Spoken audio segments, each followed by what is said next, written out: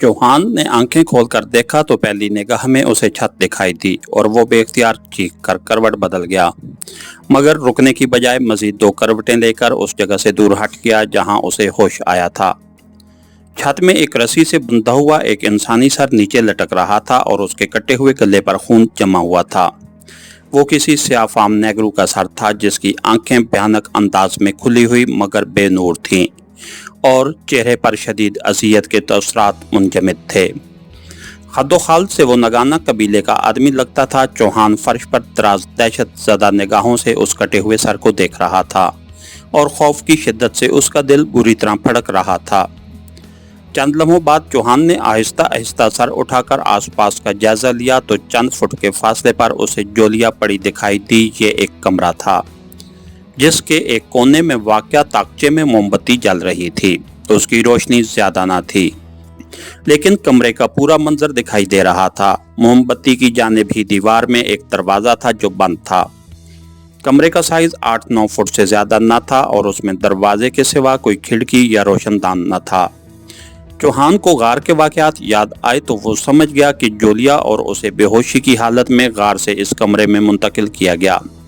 वो सोचने लगा कि उन्हें गार से वहां क्यों लाया गया और कमरा कहाँ वाक़या था। सीमेंट की बनी हुई छत और फर्श के अलावा दीवारों से भी जाहिर ये लग रहा था कि कमरा किसी आबाद बिल्डिंग में वाक़ है। चंद लम्हों तक चौहान सोचता रहा, फिर वो उठकर जोलिया के करीब आया और उस पर झुककर उसे पुकारा तो जोलिया हड़बड़ाकर उठ बैठी। फिर कमरे का माहौल देखकर वो हैरत से उछल पड़ी। ओह, हम कहाँ हैं चौहान? ये गार तो नहीं है? जोलिया ने हैरत भरे लहजे में पूछा और फर्श से उठ खड़ी हुई, मगर दूसरे ही लम्हे उसकी निगाह छत से लटके कटे हुए सर पर पड़ी तो उसके मुंह से दहशत ज़दा सी सरसराहट निकली और वो बेख्तियार लड़खड़ाकर पीछे हटते हुए दीवार से जा लगी। ये क्या है चौहान?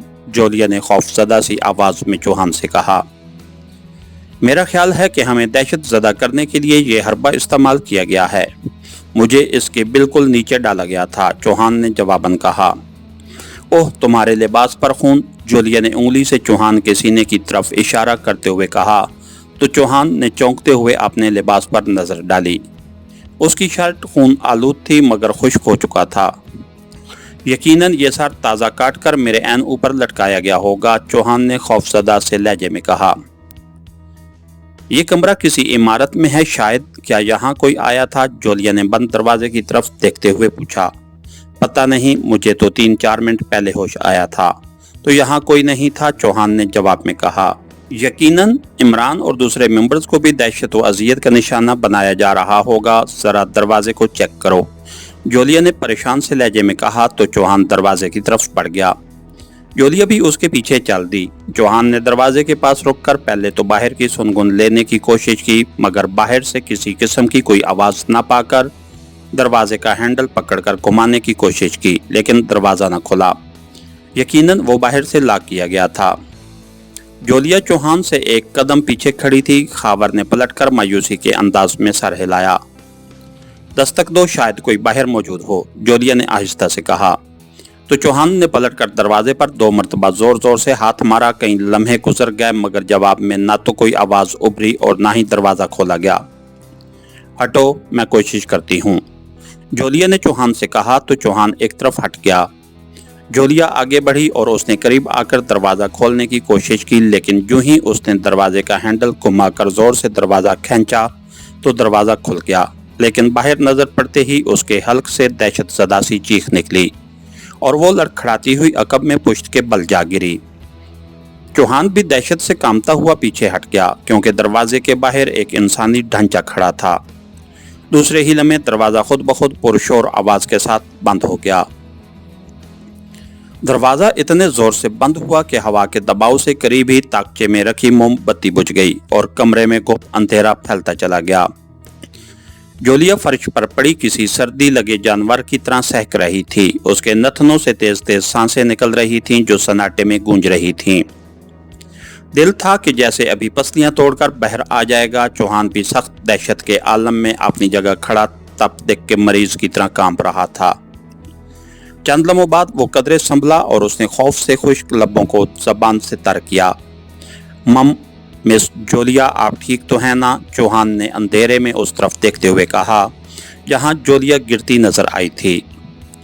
यस चौहान, मगर ये मोमबत्ती किसने बुझाई है? जोलिया ने सहमी हुई आवाज में कहा। मेरा ख्याल है दरवाजा जोर से बंद होने के सबब हवा पैदा हुई थी जिससे मोमबत्ती बुझ गई। क्या वो ढांचा जिंदा था? चौहान ने पूछा। मालूम नहीं, अलबत्ता उसकी खोपड़ी हरकत कर रही थी, जोलिया ने जवाबन आहिस्ता से कहा। अब क्या किया जाए? मेरे पास तो माचिस या लाइटर भी नहीं है कि मोमबत्ती जलाऊं, चौहान ने बेचारगी से कहा। मिस्टर चौहान, तुम्हारे डिप्टी लीडर बेहोश तो नहीं हो गई? वो तो बड़ी बहादुर एजेंट है। दफ्तन तारीख कमरे में एक तंजिया आवाज गूंजी तो चौहान के साथ साथ जोलिया भी उछल पड़ी। वो आवाज दरवाजे की तरफ से आई थी। मैं होश में हूँ पशपा, तुम जैसी बदकार रूह मेरे हौसले पस्त नहीं कर सकती, जोलिया ने पशपा की आवाज पहचान कर गजबनाक लहजे में कहा तो जवाब में पशपा देवी की इस्तेज़ाया अंसी सुनाई दी। यकीन करो जोलिया फिटर फाटर, अभी ये इब्तिदा है और फिलहाल मेरी ख्वाहिश है कि तुम कुछ अरसा जिंदा रहो ताकि मैं तुम्हारी चीखों से महफूज होती रहूं। तुम्हारी चीखें मुझे बेहद मसरूर और लुत्फ देती हैं। मुझे ऐसे शिकार का ज़रा भी मज़ा नहीं आता कि मैं उसे अजाब में मुब्तला करूं और उसकी चीखें न सुनाई दें। पशपा देवी ने हंसती हुई आवाज़ उभरी। पशपा, आखिर तुम चाहती क्या हो? चौहान ने गुस्सीले लहजे में कहा। बको मत बदकिस्मत इंसान, मेरा नाम अदब से ना लेने वाला दूसरा सांस तक नहीं ले सकता, इसलिए मुझे मुकद्दस रूह या पशपा देवी के अल्फाज से मुखातिब करो। मैंने तुम्हारे साथी इमरान को भी इसलिए होलनाक अजाब में मुब्तला कर रखा है कि वो मेरी बेअदबी करता था और मेरी वार्निंग के बावजूद पास नहीं आया था। पशपा देवी ने गजबनाक लहजे में चौहान को डांटते हुए कहा। ठीक है पशपा देवी, आइंदा ख्याल रखूंगा, मगर तुम अपना मकसद तो बता दो, चौहान ने मुंह बनाकर कहा। मकसद सिर्फ इतना है कि तुम मेरे गुलामों के अहकामात की तामील करो, उनसे लड़ने और मज़ाहमत करने का ख्याल दिलो दिमाग से मिटा दो और उनके गुलाम बन जाओ, वरना इसी तरह दहशत की अजियत से सहकते और बिलबिलाते रहोगे। पशपा देवी ने सख्त लहजे में कहा तो चौहान और जोलिया उसकी बात पर चौंक पड़े। वो तुम लोगों की सलाहियतों को अपने इस्तेमाल में लाना चाहते हैं, कैसे ये वो ही बताएंगे। अगर तुम तैयार हो तो मैं अपने खास गुलाम फॉक्स को तुम्हारे जवाब और रजामंदी से मुतला कर दूंगी और वो खुद तुमसे रब्ता कायम कर लेगा। मेरा दुनियावी कामों से कोई वास्ता नहीं, मैं तो सिर्फ अपने गुलामों को खुश करना चाहती हूँ, पशपा देवी की आवाज़ सुनाई दी।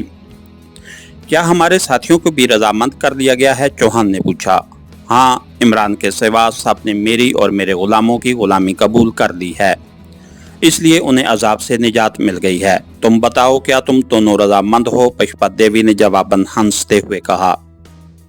हमें सोचने की मोहलत दो, हम बाद में बताएंगे, चौहान ने सटपटाकर कहा। ठीक है, तुम जोलिया से मशवरा कर लो, अगर जोलिया अपना गरूर तर्क कर दे तो हो सकता है मैं खुश होकर इमरान की सजा माफ कर दूं, लेकिन जोलिया को उसे मेरी गुलामी पर आमादा करना होगा, पशपा देवी की आवाज़ सुनाई दी। बेहतर, क्या हमें खाने पीने के लिए कुछ मिल सकता है?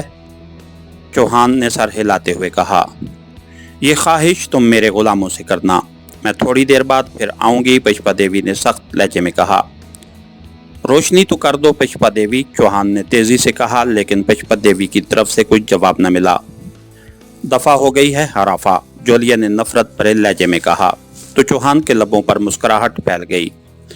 मिस जोलिया, आप ज़रा नरमी से काम लें, हमें फ़िलहाल रजामंदी जाहिर करके यहाँ से किसी तरह निकलना है ताकि इमरान साहब के लिए कुछ कर सकें। न जाने इस खबीस रूह ने इमरान साहब को किस अजाब में डाल रखा है। मुजरिम तंजीम को न सिर्फ पशपा देवी की हमायत हासिल है बल्कि मकड़ालू कबीले के आदमखोर भी इस तंजीम के गुलाम हैं, चौहान ने सरगोशी के अंदाज में जोलिया को समझाते हुए कहा। चौहान, तुमने मुझे होश में लाने के लिए आवाज़ दी तो शायद उस वक्त मैं बेहोशी के मरले से निकलकर नींद में थी, इसलिए फ़ौरन मेरी आंख खुल गई थी। तुम्हें कैसे होश आया था? जोलिया ने आहिस्ता से पूछा। अंधेरे में वो सिर्फ एक दूसरे की आवाज़ सुन सकते थे, पता नहीं, मैं भी शायद बेदार होने के करीब था और नींद में कोई ख्वाब देख रहा था, चौहान ने अपने जहन पर जोर देते हुए कहा। किस किस्म का ख्वाब था? जोलिया ने पूछा। ओह, याद आया, मेरी कलाई में वाच ट्रांसमीटर के नीचे इर्तियाश महसूस हुआ था और मेरी आंख खुल गई थी, चौहान ने यकदम उछलते हुए कहा। तो जोलिया बेसाख्ता चौंक पड़ी। अरे हाँ, वाच ट्रांसमीटर तो मेरी भी महफूज है। यकीनन किसी मेंबर्स ने तुम्हें कॉल करने की कोशिश की होगी, जोलिया ने तेजी से कहा। जी हाँ, गार के भयानक माहौल और वाकयात में मुझे तो वाच ट्रांसमीटर का ख्याल ही नहीं रहा था, चौहान ने जवाबन कहा। तुम आखिरी कोने में जाकर किसी मेंबर से राब्ता कायम करने की कोशिश करो, इमरान को भी ट्राई कर लेना,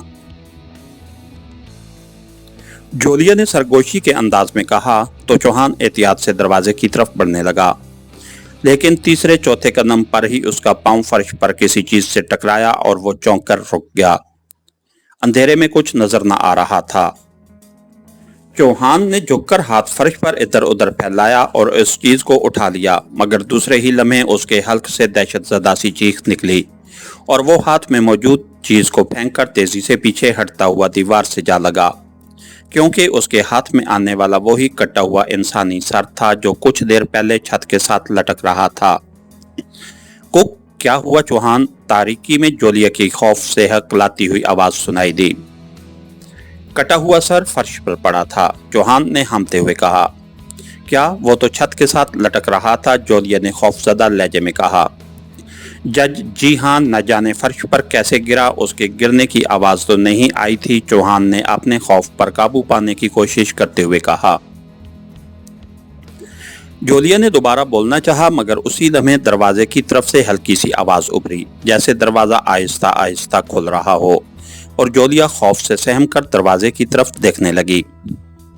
चौहान भी खौफजदा निगाहों से उस तरफ देखने लगा। चंद सेकंड बाद दरवाजा खुलने की आवाज मादूम हो गई, फिर यूं लगा जैसे कोई दबे पांव दरवाजे से अंदर आया हो। बाहर भी तारीकी थी, इसलिए कुछ दिखाई नहीं दे रहा था। चौहान और जोलिया अपनी अपनी जगह सांस रोके खौफ से लर्ज रहे थे। पैरों की चाप से उन्हें अंदर आने के वाले के बारे में जरा भी अंदाजा ना हो रहा था। फिर कदमों की चाप आगे बढ़ी तो जोलिया बेसाख्ता फर्श पर बैठे बैठे पीछे सिरकने लगी। खौफ से उसका हल्क खुश्क हो गया था और दिल गोया धड़कने की बजाय माही बेआब की तरह तड़प रहा था। न जाने अंदर आने वाला कौन था। जोलिया पीछे सिरकते सिरकते यकदम रुक गई। उसे महसूस हुआ कि उसकी पीठ के साथ कोई चीज टकराई है। उसने एक हाथ अकब में ले जाकर उस चीज को टटोला तो वो कटा हुआ इंसानी सर था। ये महसूस होते ही जोलिया के हल्क से दहशत के मारे भयानक चीख निकली और वो होशो हवास से बेनियाज होती चली गई। जोलिया की चीख सुनकर चौहान के तने हुए आसाब को झटका सा लगा और वो नीम जान सा होकर दीवार के साथ फिसलता हुआ फर्श पर ढेर होता चला गया। न जाने वो बेहोशी की वादियों में कितनी देर भटकता रहा। होश में आने के बाद उसका तो उसे कोई अंदाजा ना हो सका। अलबत्ता इस मर्तबा वो इस खौफनाक कमरे की बजाय एक रोशन कमरे में फर्श पर तराज था और उस पर झुका हुआ आदमी उसका शाना पकड़कर झंझोड़ रहा था। चौहान को आंखें खोलते देखकर वो सफेद फार्म एक्रेमियन सीधा होकर पीछे हटता चला गया। इसके साथ ही हमारी आज के एपिसोड का इख्तिताम हुआ। कहानीगर चैनल को लाइक कीजिए, सब्सक्राइब कीजिए और बेल आइकन को प्रेस कर दीजिए ताकि हर आने वाली नई वीडियो आप तक बर वक्त पहुंच सके। शुक्रिया।